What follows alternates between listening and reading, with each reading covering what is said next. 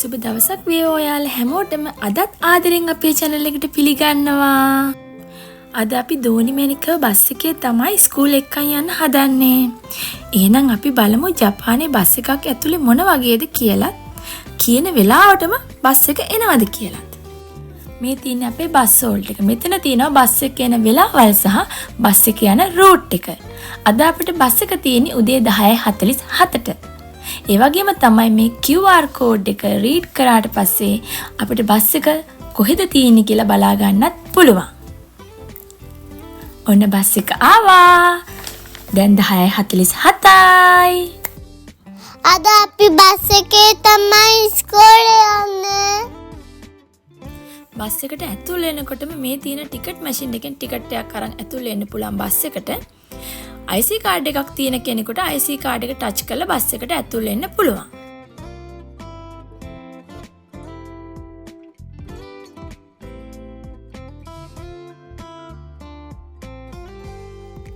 මේ තමයි මම කලින් සඳහන් කළ IC කාඩ් එක ටච් කරන්න ඕන තැන.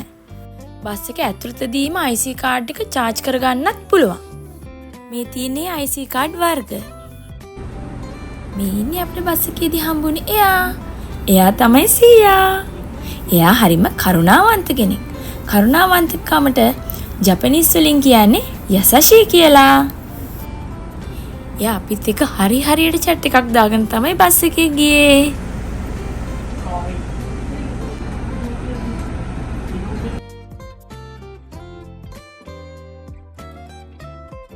මේ තියෙන්නේ ආබාධිත පුද්ගලයන්ට සකසා තියෙන ආසනයි. මේ සඳහන් කර තියෙන්නේ දොර විවෘත වීමෙන් පසු ආසනයෙන් නැගිටින්න කියලා. අද නම් ඉතින් බස් එක හොඳටම හිස්. දැන් අපි බහින්නයි හදන්නේ. මේ තියෙන්නේ අපි නැගපු වෙලාවේ ගත්ත ටිකට් දෙක.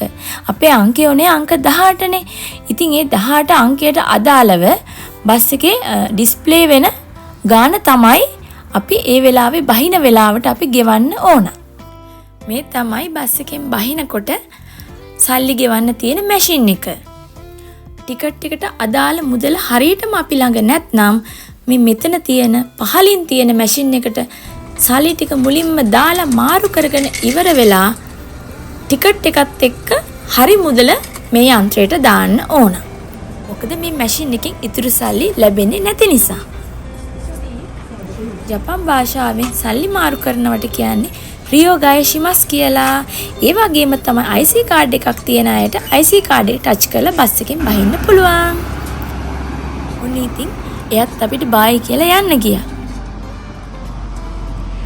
එහෙනම් අපි යන් දෝනි මැණිකගේ ස්කූල් එක බලන්න.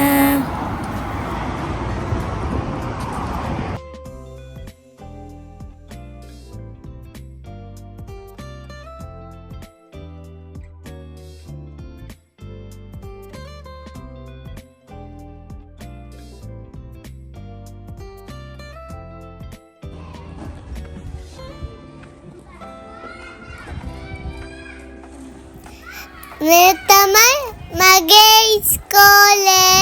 මේක තමයි අපි සෙල්ලම් කරන්න තැන. අද පරක්කු වෙලා ඉස්කෝලේ ආවේ. මම යද්දි යාළුවෝ ටික සෙල්ලම් කරනවා. අද අපේ වීඩියෝ එක හොඳයි කියලා හිතෙනවා නම් channel එක subscribe කරලා like කරන්න. එහෙනම් ඔයාලත් මේ වගේ බස් එක ගිහින් බලන්නකෝ. හැමෝටම සුබ දවසක්. ගිහින් එන්නම්.